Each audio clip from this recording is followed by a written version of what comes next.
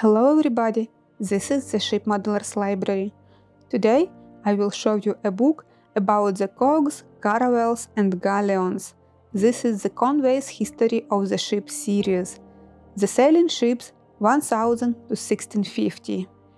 COGS, CARAVELS and GALLEONS traces the development of sea-going vessels from the traditions of late antiquity to the all-important emergence of the three-masted ship, undoubtedly the most significant innovation in the history of shipping before the steam engine.